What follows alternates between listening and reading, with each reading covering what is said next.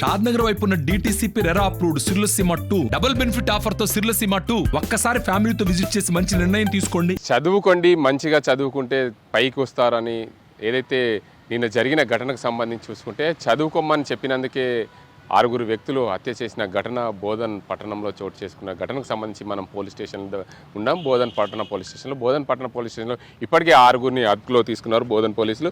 వారిపైన కూడా కేసు నమోదు చేశారు. ఎవరైతే 6 వ్యక్తులు ఉన్నారో ఆ 6 వ్యక్తుల్ని కూడా పోలీసులు కేసు నమోదు చేసుకున్నారు. దీనికి అందరికి సంబంధించి crime number 122/24 under 302 section red with 34 IPC కింద సెక్షన్ల కింద కేసులు అయితే నమోదు చేశారు. దీనికి అంతకు సంబంధించి 3వ తేదీ అర్ధరాత్రి సమయంలో 10 గంటల నుండి మధ్యలో BC హాస్టల్లో జరిగిన ఈ ఘటనకు సంబంధించి పూర్తిగా కేసు అయితే నమోదు చేశారు. విక్టిమ్స్ ఎవరైతే నేమ్ ఆఫ్ ది కంప్లైంట్ ఎవరైతే ఉన్నారో హరియాల జగ్గు సన్ ఆఫ్ నాయాల్ సింగ్ అనే వారి తండ్రి ఏవైతే మృతుడి తండ్రి కేసు ఫిర్యాదు మేరకు దీనికి అంతకు సంబంధించి కేసు అయితే నమోదు చేశారు.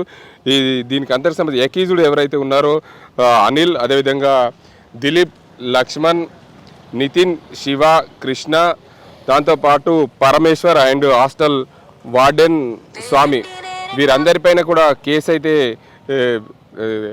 ఎక్యూజ్ కింద కేసు అయితే నమోదు చేశారు. దీనికి అందరికి సంబంధించి నిన్న జరిగిన ఘటనకు సంబంధించి చూసుకుంటే ఈ పోలీసులు అయితే పూర్తి స్థాయిలో ఎవరైతే ఈ 6 వ్యక్తులు వెంకటేష్ను కొట్టి చంపిన కేసులో 6 అయితే పోలీసులు అదుపులో తీసుకున్నారు, పూర్తిగా విచారిస్తున్నారు. అయితే చదువుకోండి, మంచిగా చదువుకుంటే బాగుపడతారు, మాస్ కాపింగ్ సరైనది కాదు అని చెప్పిన నేపథ్యంలో దానికి అంతటికి సంబంధించి కక్ష కట్టుకొని పరమేశ్వర్తో పాటు మరికొంతమంది ఆ 2 విద్యార్థులు ఎవరైతే ఉన్నారో అనిల్, అదేవిధంగా దాంతోపాటు మరో విద్యార్థి ఉన్నారో వారు ఉసిగొల్పినట్లు తెలుస్తుంది. ఎవరైతే అనిల్, దిలీప్లను పరమేశ్వర్ ఉసిగొల్పిన నేపథ్యంలో దీనికి అందరికి సంబంధించి వెంకటేష్ను చంపే ప్రయత్నానికి ఉసిగొల్పిన పరమేశ్వర్ను కూడా అదుపులోకి తీసుకున్నారు, పూర్తిగా విచారిస్తున్నారు బోధన్ పోలీసులు. దీనికి అందరికి సంబంధించి చూడొచ్చు, హాస్టల్స్లో స్టూడెంట్స్ ఉండగా ఒక రూమ్లోకి వెళ్ళి 11:30 ప్రాంతంలో అక్కడికి వెళ్ళి కొట్టినట్లు పోలీసులు FIR కాపీలో రాసిన పరిస్థితి అయితే ఉంది. 10:30 నుండి 11:30 మధ్యలో ఈ ఘటన జరిగింది. దాని తర్వాత ఫిట్స్ వచ్చినాయని చెప్పడంతో ఆ అబ్బాయిని అక్కడే వదిలేశారు. ఫిట్స్ వచ్చినప్పుడు ఆ విద్యార్థులందరూ కూడా ఆ ప్రాంతంలో మేము ఫిట్స్ వచ్చాయని చెప్పి స్థానికంగా ఉండే హాస్టల్లో ఉండే విద్యార్థులు అందరూ కూడా ఫిట్స్ వచ్చినాయని చెప్పి ప్రతిసారి మేము తట్టి లేపుతున్నాం. అదే క్రమంలో కూడా లేపిన క్రమంలో కూడా దానికి అందరికి సంబంధించి పూర్తిగా తట్టి లేపుతున్న క్రమంలో అతను చనిపోలేదు మేము అని అనుకున్నాం. కానీ హాస్టల్లోనే చనిపోయిన ఘటనకు సంబంధించి పూర్తి స్థాయిలో మేమైతే ఎంక్వైరీ చేస్తున్నాం.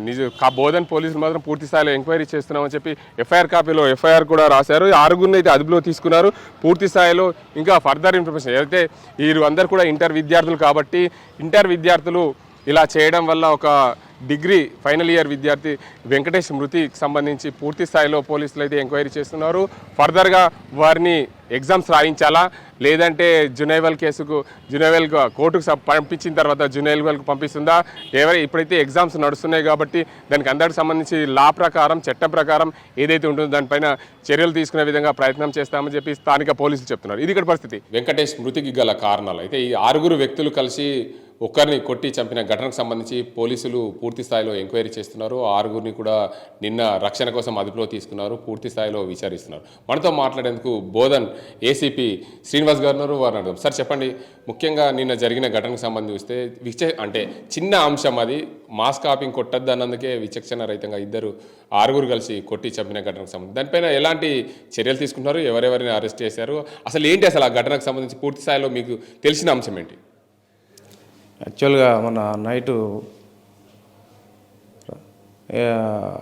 వెంకట్రామ్ అతను వేరే అబ్బాయికి మాస్ కాపింగ్ గురించి ఏదో మాట్లాడుతుంటే మాస్ కాపింగ్ చేయొద్దు, ఎందుకు చదువుకోండి అని చెప్పాడు. ఆ విషయంలో ఆ అబ్బాయి వేరే వాళ్ళ బ్రదర్స్ పిలిచి ఇట్లా చెప్పడం వల్ల వాళ్ళకి ఏదో ఆవేశంలో వచ్చి ఇతన్ని కొట్టుతారు, విచక్షణ రహితం కొట్టడం వల్ల అతనికి దెబ్బలు తగులుతాయి. చేతులతోటే కొట్టారు కాకపోతే మరి ఆ చేతులతో కొట్టడం వల్ల మరి ఫోర్స్గా కొట్టారేమో అతను చనిపోతాడు. ఇమ్మీడియట్గా అతన్ని షిఫ్ట్ చేసేసి అతని పైన మొత్తం ఎవరైతే ఈ కేసుకు సంబంధించిన ఎవరైతే ఇన్వాల్వ్ అయినారో వాళ్ళందరూ కూడా విచారణ చేసి వాళ్ళని చట్టపరంగా చర్యలు తీసుకొని కేసు రిజిస్టర్ చేసాం ఆల్రెడీ. వాళ్ళని అందరిని కూడా చట్టపరమైన చర్యలు తీసుకుంటాం. అయితే సార్ చెప్పండి, ముఖ్యంగా 6 వ్యక్తులు, ఒకరు డిగ్రీ ఫైనల్ ఇయర్ వ్యక్తి, ఇద్దరు ఇంటర్ పిల్లలతో కలిసి ఈ ఘాతకానికి పాల్పడినట్లు తెలిసింది. అసలు ఆ డిగ్రీ వ్యక్తి ఆ ఇంటర్ విద్యార్థులని పురమాయించాడు, మీరు నేనున్నాను మీకు వెనకాల పరమేశ్ అనే వ్యక్తి వారందరినీ కూడా పురమాయించారని చెప్పి తోటి విద్యార్థులు చెప్తున్న పరిస్థితి అక్కడ. అసలు దాన్ని మనం ఈ 5 ఇంటర్ విద్యార్థులని మనం ఎలా చూడొచ్చు? వాళ్ళు మైనర్సా లేకపోతే వాళ్ళని జూనియర్లకు పంపించే అవకాశం ఉంటుంది ఏంటిది అసలు? మామూలుగా అయితే అందరూ కూడా 18 ఇయర్సే ఉన్నారు. వాళ్ళని ఏజ్ గ్రూప్ ఐడియా మన బోనాఫైడ్ అవన్నీ చూసుకున్న తర్వాత దాన్ని బట్టి మనం దేనికి వస్తారనేది మా జూనియర్కి వస్తారా లేదంటే మేజర్లా అంటే దాన్ని బట్టి మనం అట్లా కోర్టుకు పంపిస్తుంటాం. అయితే సార్ ఈ 6 ముఖ్యంగా పరమేశ్ అనే వ్యక్తి ఉన్నారు కదా, అతను పైన ఏమైనా ఎక్కువ కేసు ఏమన్నా ఉంటుందా? ఈ అందరిపైన ఒకే రకమైన కేసు ఉంటుందా? ఏదైతే నిన్న క్రైమ్ బుక్ చేశారు, ఎఫ్ఐఆర్ బుక్ చేశారు, ఆ ఎఫ్ఐఆర్ ప్రకారంగా ఏ సెక్షన్లో నమోదే? ఇప్పుడు 302 మర్డర్ కేసు అయింది, అందరికీ ఒకటే ఈక్వల్ ఉంటుంది. అంటే ఫ్యూచర్ ఎవరైతే ఇంటర్ ఎగ్జామ్స్ నడుస్తూ 6 మీ అదుపులో తీసుకున్నారో వారి ఫర్దర్ ఏం చేస్తారు? అంటే వారు ఇంటర్ ఎగ్జామ్స్ రాయరా అనే అంశాన్ని పక్కన పెడితే పూర్తి స్థాయిలో వారందరి అదుపులో తీసుకున్నారు, ఎలాంటి ఎంక్వైరీ చేస్తారు, మృతుడికి ఎలాంటి న్యాయం చేసే విధంగా మీరు ప్రయత్నాలు చేస్తారు? పోలీసులు చట్టపరంగా ఉన్న అన్ని అంశాలను పరిగణలోకి తీసుకొని మనం పూర్తి స్థాయిలో దర్యాప్తు చేసి సరైన మృతుడికి న్యాయం చేసేటట్టు చేస్తాం. అంటే ఇప్పటికే హాస్టల్కి సంబంధించిన వార్డెన్ కూడా సస్పెండ్ చేసింది ప్రభుత్వం, దానిపైన కూడా అతనిపైన ఏమైనా చర్యలు తీసుకునే అవకాశాలు ఉంటాయి? ఆల్రెడీ వాళ్ళు డిసిషన్ తీసుకున్నారు కదా, కలెక్టర్ గారు చర్య తీసుకున్నారు. అయిపోయింది. Thank you sir. మొత్తానికి చూసుకోవచ్చు, నిన్న బోధనలో జరిగిన ఘటనకు సంబంధించి ఒక విద్యార్థినిపై 6 విద్యార్థులు, అంటే మొత్తంగా ఓ బీసీ హాస్టల్లో ఉండే విద్యార్థులు ఇంటర్ ఎగ్జామ్స్ నడుస్తున్న క్రమంలో హాస్టల్కి సంబంధించిన వార్డెన్ వెంకటేష్కు మీరందరూ పర్యవేక్షణ చేయండి, దానికి అందరికి సంబంధించి విద్యార్థులను స్టడీ హవర్లో చూసుకోండి అని చెప్పిన నేపథ్యంలో అతను గత 4-5 రోజుల నుండి కూడా పర్యవేక్షణ చేస్తున్న క్రమంలో దానికి అందరికి సంబంధించి మొన్న రాత్రి జరిగిన ఘటనకు సంబంధించి మాస్ కాపింగ్ చేస్తాము, మేము మైక్రో జిరాక్ తీసుకుంటామని చెప్పిన నేపథ్యంలో వెంకటేష్ వారందరినీ కూడా వారించిన నేపథ్యంలో మరో విద్యార్థి వారందరినీ కూడా పురిగొల్పి అతనిపైన కొట్టేందుకు పురమాయించడం, ఏమి కాదు నేను ఉన్నానన్న నేపథ్యంలో అతను అందరూ కలిసి కూడా వెంకటేష్ను కొట్టి చంపడం జరిగింది. అందువల్లనే వారిపై వెంకటేష్ మృతి చెందాడు. అతని ఈ చిన్నపాటి గొడవ వల్ల ఈ ఘటన జరిగిందని చెప్పి పోలీసుల నిర్ధారణ అయింది. దీనికి అంతటికి సంబంధించి బాధితులు ఎవరైనా సరే ఎంతటి వారైనా సరే వారందరిపైన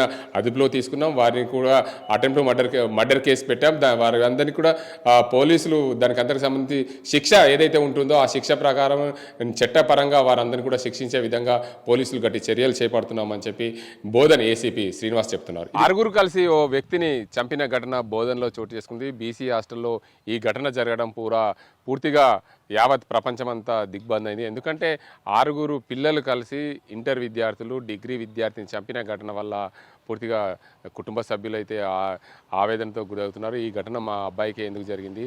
వెంకటేష్ మృతి పూరా విద్యార్థి లోకానికి తీరని లోటు. ఎందుకంటే వెంకటేష్ డిగ్రీ ఫైనల్ ఇయర్ చదువుతున్నాడు.